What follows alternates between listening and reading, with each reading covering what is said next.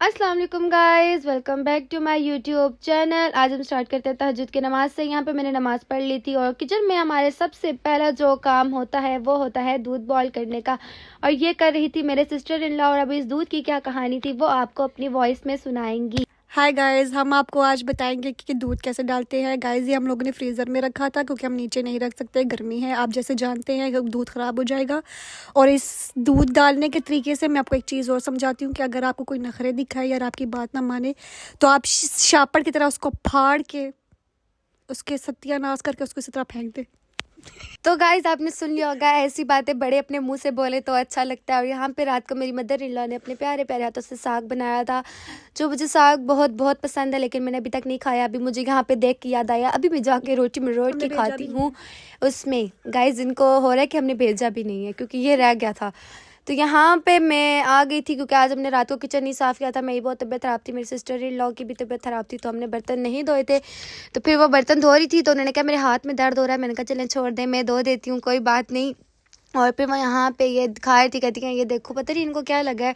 तो इनके हाथ में बहुत जलन हो रही थी। फिर मैंने कहा चलो हम बर्तन धो। और गाइस, ये मेरी भाभी बर्तन धो रही थी तो मैंने कहा जब तक मैं अपना बचा हुआ खाना खा लूँ, क्योंकि मैं इफ्तार के बाद कुछ नहीं खाती। ये मेरे ससुराल से आया था चाट, तो मैंने कहा था मैं बाद में खाऊंगी। तो मैंने कहा जब तक भाभी मेरी बर्तन धोती है तब तक मैं ना ज़रा चाट खा लूँ। तो गाइस, ये मेरी भाभी बर्तन धो चुकी थी, बिल्कुल साफ सफाया कर चुकी थी। मैं बहुत खुश हो रही थी। बाकी आप भाभी से सुन।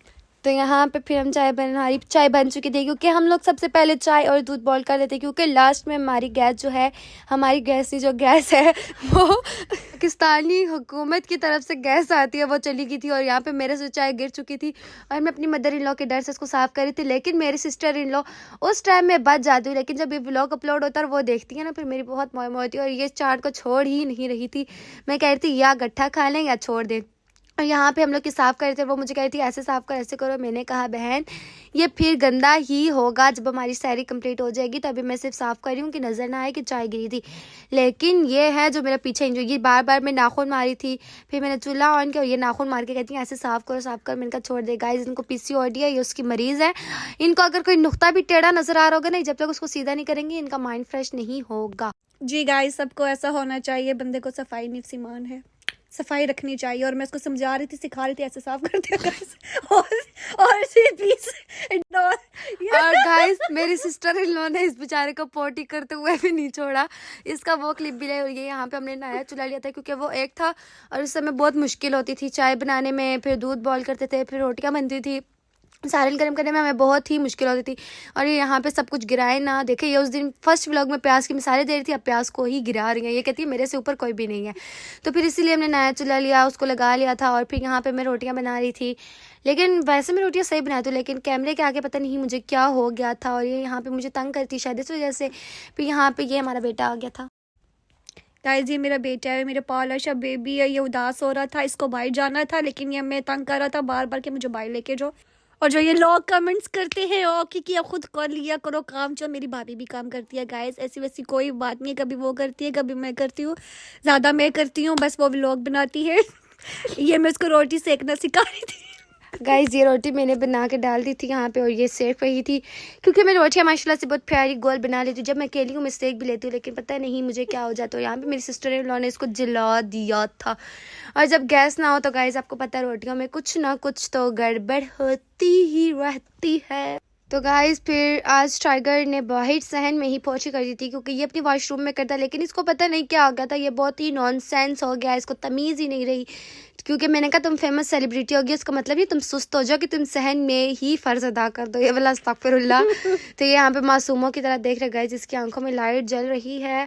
और फिर इसने शॉट डाला था बाहर लेके जाओ, जैसे कि ये हर व्लॉग में, सारी के व्लॉग में मैं कहता गली में जाओ। और ये यहाँ पे मटक मटक के चल रहा है। ये जैसे वो गाना वायरल हुई थी मीम, ठुमक ठुमक जानिया माँ ये देना, ठुमक ठुमक जानिया। तो इसका वो सिस्टम है गाइस। में रात के टाइम हंसी भी आती है क्योंकि पूरी गली में कोई भी नहीं होता और हम लोग ही गली में शॉट डाल रहे होते हैं, घूम रहे फिर रहे, एंजॉय कर रहे होते हैं। लेकिन हम सबसे पहले दिखाते हैं कि गली में कोई भी नहीं है। ये ना हमें कोई बुजुर्ग बंदे कमेंट करें कि आप लोग रात के इस टाइम क्या करते हो, गली में मर्द होते हैं, ये वो जैसे कि बड़े लोग बातें करते हैं। तो इसलिए मैं ये व्लॉग बनाती हूँ कि हमारी गली में दुनिया का नाम वो निशान ही नहीं है। फिर यहाँ पे हम गली में नीचे साए पे दिल बनाए थे और ये मेरे और मेरी सिस्टर इन लॉ का हार्ट है गाइस। ये हमारे बिनोई की शिकायत आई थी। सबसे पहले आप ये क्लिप देखें, उसके बाद हम बात करें। चल आप बोलो, तुम नीचे अमन आप ही मौसम भाई हमें जानते हैं, आप उनको समझा दें बस। हमें वो बहुत गुस्सा करते हैं, आज में लाइक सब्सक्राइब गली में खेलने नहीं देते, अपने घर के सामने भी नहीं खेलने देते। जाओ जैसे इधर ना भी